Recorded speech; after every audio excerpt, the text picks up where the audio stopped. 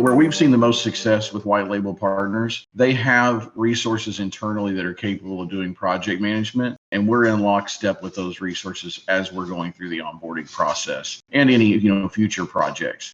I think it's important to evaluate your organization holistically when you're considering these two models and ask yourself if you have the resources available and the right people, to put on those tasks in order to be successful in those areas. If project management is not something that you do at all for your clients, then you're probably a better fit for the agent model. If that's something you do every day for your clients and your clients have a relationship with your project management office and are comfortable working with those teams and you have some technical resources on hand for project work or maybe just consulting, then white label is probably a good option for you. But it's important not to underestimate the amount of involvement that you'll have as a white label partner in this onboarding process, where the agent model is largely hands-off.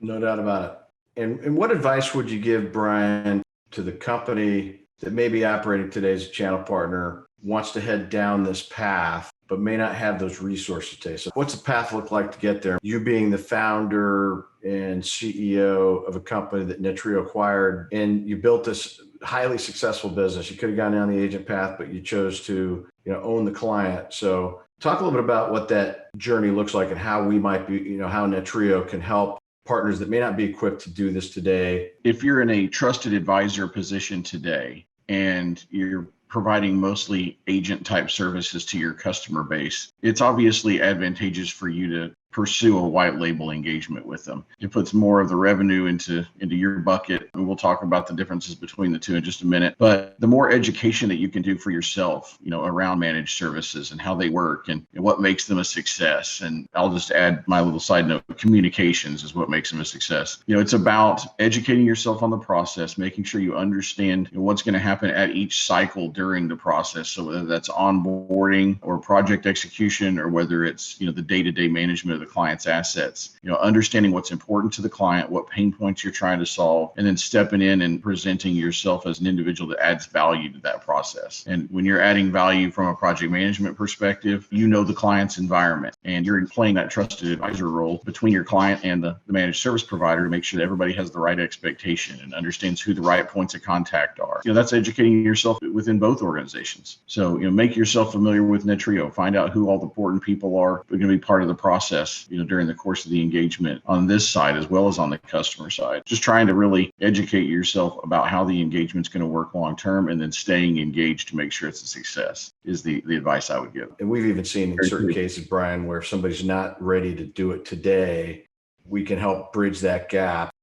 And what that model might look like is that certain points on this slide are gray to start while the white label provider capabilities get ramped up. When I think about white label partners, I think about, them adding this to their list of products and services that they sell today. And when you think about it, typically those things are telecom resources. And so they're circuits or subscriptions for internet service or private line service, and they're UCaaS. So this jump, puts them in a different position with the customer, where the customer's looking at them as a vastly different service provider than they previously did. And I think in today's day, what we're seeing, if you talk to AT&T, they'll tell you they do managed services. You go talk to CenturyLink, they're going to tell you they do managed services. Every CLEC that's on the face of the earth now is a managed service provider. And what happens is your client goes over to those organizations like that for managed IT services. The chances that those businesses are going to get their telecom and their UCaaS down the road are pretty high.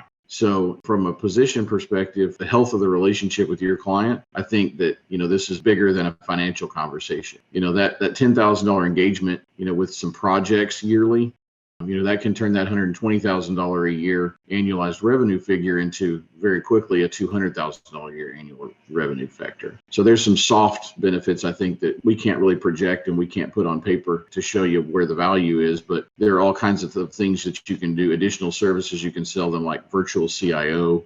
You can kick in at a few $1,000s a month, and all the other things that they're going to be looking for you to solve once you're in this position, or where you're really going to benefit and really start to drive that value in that customer relationship.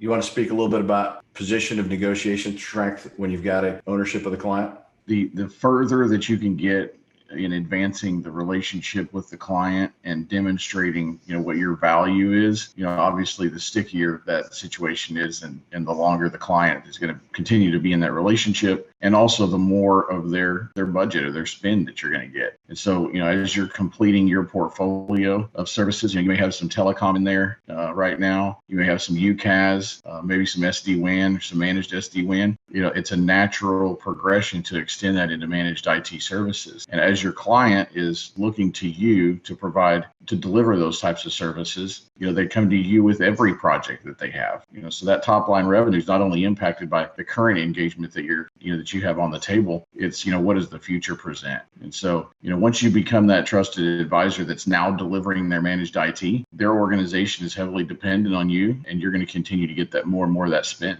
And then, owning that top line revenue, having that better control of your margins, that's just going to give you the ability to grow your business. And the valuation piece is nice if you're looking to market your company in the future. It is a very difficult thing to do well, and not all business owners do it well. That's why I'm a CTO now instead of a CEO. But certainly a good point. And Mike, to yours, once you hit that magic EBITDA number, your company valuation factor starts to really explode. For white label partners, that's important because by outsourcing this effort to another organization, to a service provider, you're not taking on the overhead of all the salaries that it requires to deliver this support. So those are the things that really kill a bit the spend. And as a white label partner, you don't have to increase your spend. You just increase your top line revenue, and you get the margin to go with it. You pair some professional services along the backside of it to do the project management, the other aspects of client relationship management, and you've really got a strong play in the marketplace.